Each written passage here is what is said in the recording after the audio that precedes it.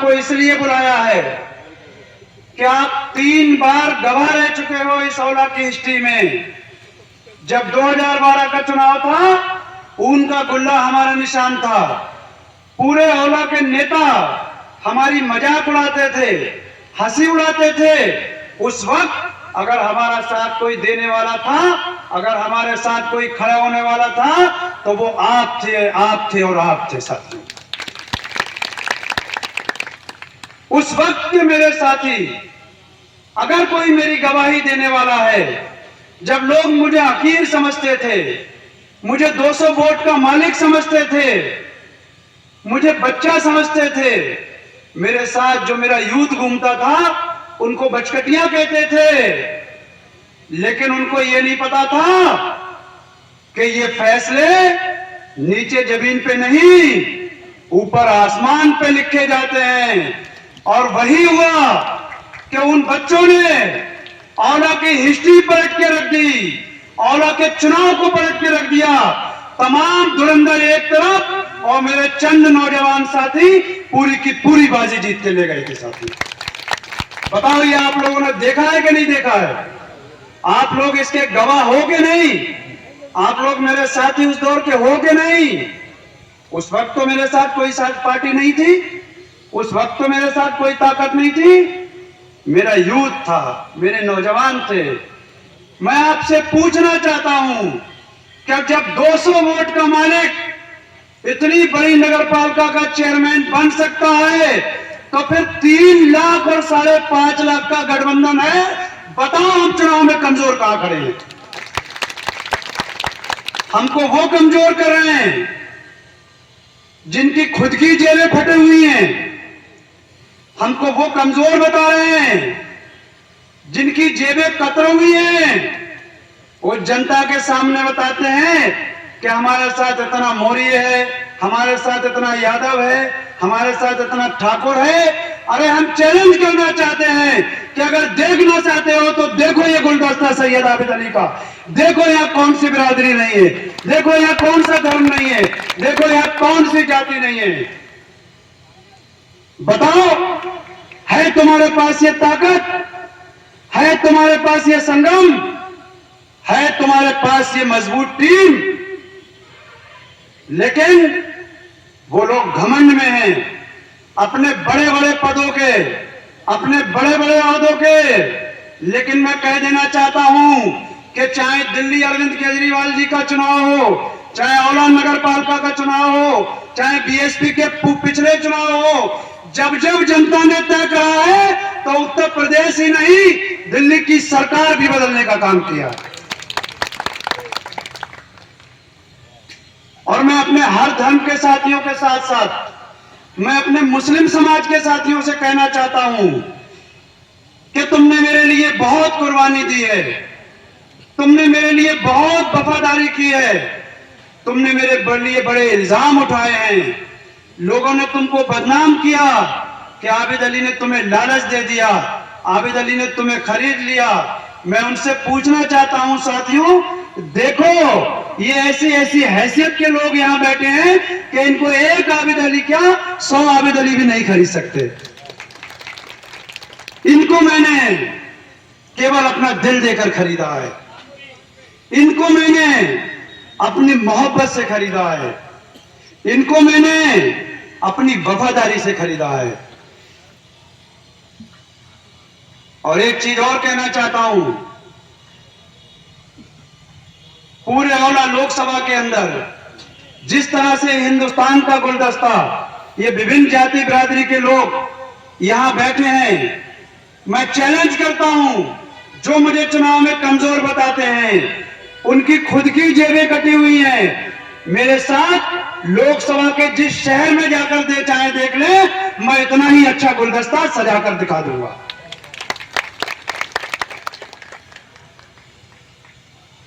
हम पर इल्जाम लगाते हैं, हम पर इल्जाम लगाते हैं, हमको वी पार्टी बताते हैं।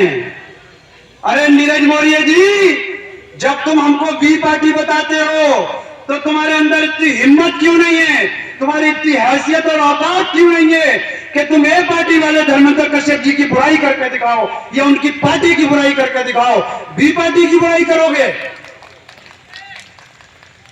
अरे जब हम बी पार्टी है, तुम खुद ही अपने मुंह से कहते हो, तो फिर ए पार्टी वालों की बुराई क्यों नहीं करते? जब हम कमजोर हैं, हमारे साथी चुनाव में मजबूत नहीं है, तो तुम मजबूत लोगों की बुराई क्यों नहीं करते? जिस दिन से नीरज मौर्य जी आए हैं लोकसभा के अंदर, आप सब गवाह हो, उन्होंने एक भी जगह अगर भारतीय जनता पार्टी की बुराई करी हो, ये उनके प्रत्याशी की बुराई करी हो, तो बता दो आपने कहीं उनकी बुराई सुनी हो। तो फिर ये साबित होता है, ये तय हो गया कि B party Bahujan Samaj party नहीं, बी पार्टी समाजवादी पार्टी और उसके प्रत्याशी हैं साथियों। हम में हिम्मत है सच को सच कहने की। अरे परदेसी बाबू, तुम तो ये औला की गलियां भी नहीं पहचान पाओगे जब तक यहां से औला की जनता तुमको बिरा और रवाना कर देगी। 2019 के चुनाव में गठबंधन की प्रत्याशी रुचि वीरा जी आई थी और उन्होंने और लोकसभा की जनता के साथ खिलवाड़ किया था। अपने पैसे का, अपना रुतबा दिखाकर, अपना स्टैंडर्ड दिखाकर हमारे औला लोकसभा की जनता को ठग लिया और दोबारा आज तक धन्यवाद भी कहने का नाम नहीं लिया है साथी। ये जो नीरज मौर्य है गठबंधन के प्रत्याशी, ये भी रुचि वीरा जी का। बताओ कौन, हाथ उठा के बताओ। रुचि वीरा जी के भैया हैं, वो भी परदेसी थी, ये भी परदेसी हैं, वो भी चली गई, ये भी चले जाएंगे, लेकिन हमें और आपको अपने वोट को सुरक्षित रखना है। इन परदेशियों से अपने वोट की हिफाजत करना है, अपने वोट को बचा के रखना है साथियों।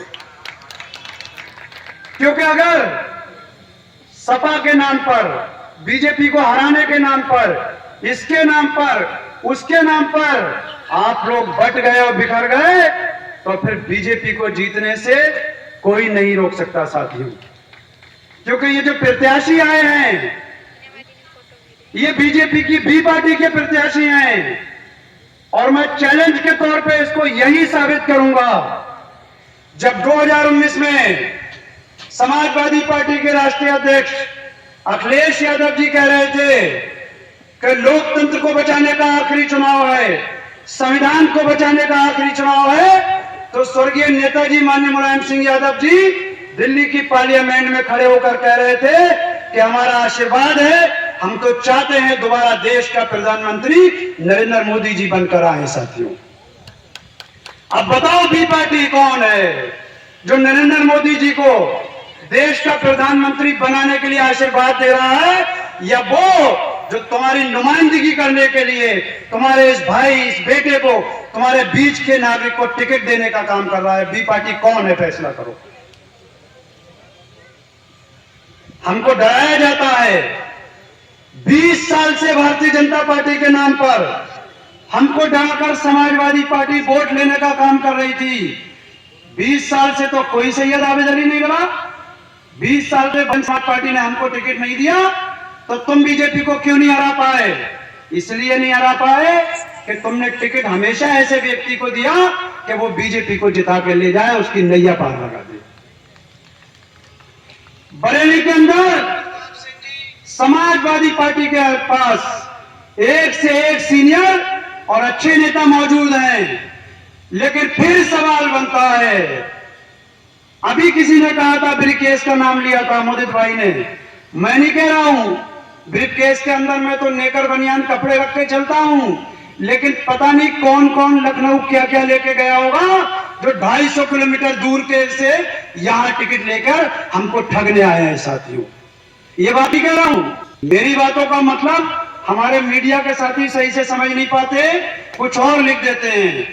ब्रीफकेस का नाम मुदित ठाकुर साहब ने लिया था। मैंने ये कहा है, उस दिन भी मैंने ये कहा था कि सांसद हो के डॉक्टर, मैंने केवल पूछा था, क्योंकि मैंने जब तक जहां तक पढ़ा है, मुझको जानकारी है, बिना डॉक्टरी के कोई किसी को एक गोली भी नहीं लिख सकता। वहां तो पूरे के पूरा ऑपरेशन करने की बात चल रही थी साथियों। मेरा यही सवाल था। मेरी इस बात को तोड़ मरोड़ के मुझको कमजोर करने के लिए, मेरे साथियों में भ्रम फैलाने के लिए ये भारतीय जनता पार्टी के लोग और समाजवादी के प्रत्याशी ने मिलकर मुझको नोटिस भिजवाने का काम किया है। साथियों, बताओ, निर्वाचन आयोग से भी कुछ अधिकारी बैठे हैं। मैं पूछना चाहता हूं कि अगर ये पूछना अपराध है कि तुम डॉक्टर बिना डॉक्टर हुए किसी का ऑपरेशन कैसे कर सकते हो, तो ये अपराध मैंने किया है। और मेरी जानकारी में अगर बिना डॉक्टरी के कोई किसी के इंजेक्शन लगाएगा, गोली देगा लिख के, वो उसको नुकसान दे सकती है, तो मैं उसकी, अभी तो मैंने बयान दिया है, लेकिन मैं उसकी लिखत में भी सरकार और शासन से शिकायत भी कर सकता हूं। ये मेरा राइट है, मेरा अधिकार है। बताओ क्या करूं? बिना डॉक्टरी के ऑपरेशन होने दूं? बिना डॉक्टरी के डिग्री दवाई लिख के देने दूं? बिना डॉक्टरी के डिग्री अपने शहर के इंजेक्शन लगाने दूं? तो फिर क्या बुरा मैंने पूछ लिया कि सांसद हैं कि डॉक्टर? मुझको पता नहीं था, सांसद पता था, लेकिन जब उन्होंने ऑपरेशन की बात कही तो मुझको लगा शायद उन्होंने कभी डॉक्टरी कर ली होगी। तो मैंने ये अगर पूछा कि सांसद है कि डॉक्टर, इसमें क्या बुराई है? इसमें क्या बुराई है? सम्मानित हैं, पूरे क्षेत्र के सांसद हैं, 10 साल से हमने भी उनको सांसद माना, लेकिन आज वो भी प्रत्याशी हैं और हम भी प्रत्याशी हैं। वो अपनी बात कहें, हम अपनी बात कहें। और साथियों,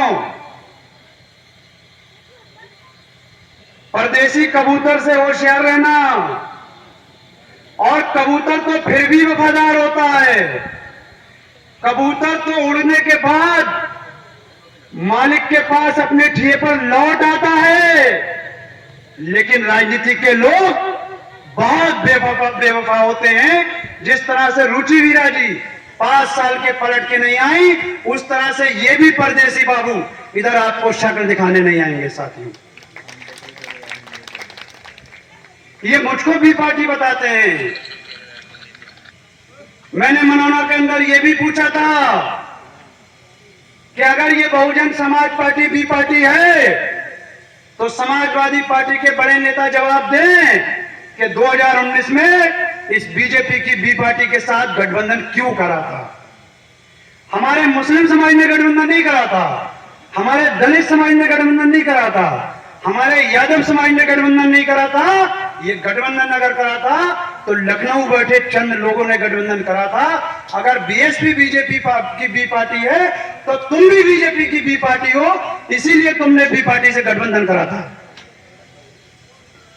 तुम करो तो गठबंधन, हम लड़े तो बी पार्टी। जब 2019 में हमारा यादव, हमारा दलित, हमारा मुस्लिम लोकसभा के सम्मानित वोटर कूद कूद के मोहर लगा रहे थे, तो कह रहे थे गठबंधन की सरकार आ रही है, गठबंधन की सरकार आ रही थे। 1.25 लाख से हारी थी रुचि वीरा, तब तो सैयद आबिद अली नहीं रहे थे। अरे हम बूढ़े हो गए, तुमको लड़ाते लड़ाते तुमको शर्म नहीं आती है कि एक बार भी तुम हमारे ऊपर भरोसा कर लो। हारते तो सब चले आए हैं, अगर हम हार जाते तो तुम्हारे वफादार बन के रहते। तुम हमारी वफादारी का सिला न विधानसभा में दोगे, न राज्यसभा में दोगे, न लोकसभा में दोगे। अगर हमारी वफादारी का सिला है कि डॉक्टर एसटी हसन साहब का टिकट काटा है, तो आज तो मैं लोकसभा के चुनाव पे लड़ रहा हूं।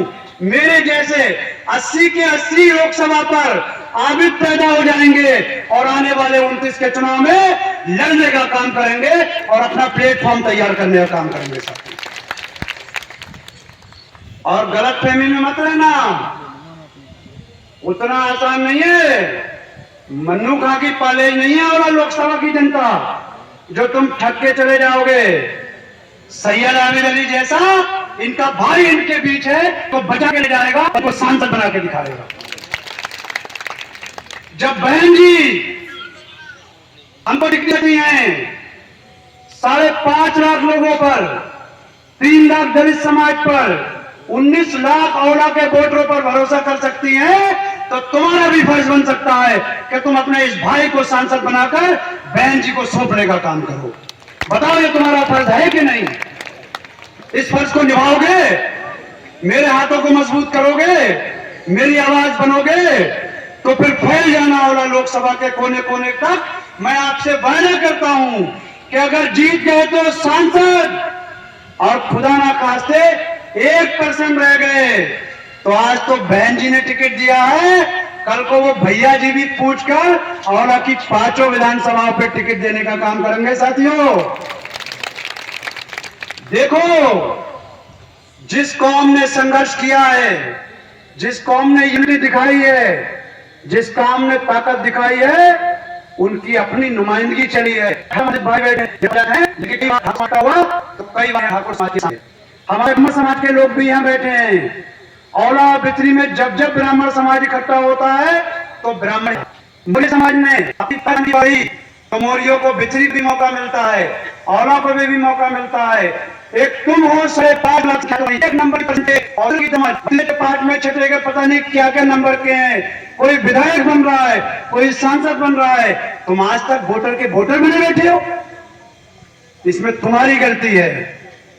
तुमने खुद को वोटर बना के रखा है, तुमने नेता नहीं बनाया।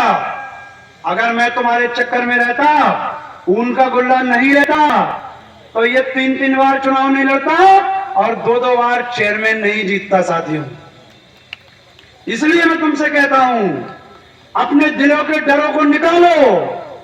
कोई किसी को जिंदगी मौत नहीं देता है। अगर हमें कोई जिंदगी मौत दे सकता है तो वो हमारा परवरदिगार है, उसके अलावा ये इख्तियार किसी को भी नहीं है। मौतें दी। समाजवादी पार्टी के लोग जिस नेता को पसंद नहीं करते हैं उसके खिलाफ कुछ ना कुछ ऐसा बोल जाते हैं कि वो निपटा दिया जाता है। और अगर कोई इस सरकार से निपटने को रह जाता है तो फिर उसे समाजवादी पार्टी टिकट काटकर खुद निपटा देती है। बताओ मुरादाबाद में स्टेशन साहब को निपटाया कि नहीं निपटाया? अरे बताओ, कैसे बैठे हो? कामोश निपटाया है नहीं? टिकट काटा है नहीं? तो वहां तो आबिद अली नहीं है। और टिकट किसे दिया? उन्हीं रुचि वीरा जी को जो फिर से औला से उड़ गई थी। साथियों राजनीतिक लोग, राजनीतिक परदेसी लोग बेवफा होते हैं। तोते की खसलत के होते हैं, तोते की। कबूतर जाके मालिक की छत पर आ जाता है, लेकिन जब तोता जाता है तो मालिक से 3 बार कहता है ले मैं चला, ले मैं चला, ले मैं चला, और तोते को आज तक किसी ने लौट के आके नहीं देखा होगा। हमारे बीच आज ऐसे ही कैंडिडेट हैं साथियों, ऐसे ही कैंडिडेट हैं। आदल यहां आ जाओ, यहां से कवर करो। ऐसे ही कैंडिडेट हैं जो हमको तुमको ठग के छल के हमारा वोट लेकर चले जाएंगे और दोबारा लौटकर इधर कभी नहीं आएंगे। साथियों और एक चीज और जानते हो, जब वोट खुलेंगे और ये चुनाव हार जाएंगे तो इनका आधा मौर्य समाज बीजेपी में जा रहा है, आधा हमारा यादव समाज बीजेपी में जा रहा है, आधा हमारा यादव समाज हमारे साथ बैठा है। हमारे साथ है नहीं यादव समाज। देखो सुनील यादव सभासद है, हमारी नगर पालिका की शान है। देखो ये बबलू यादव, ये देखो इंजीनियर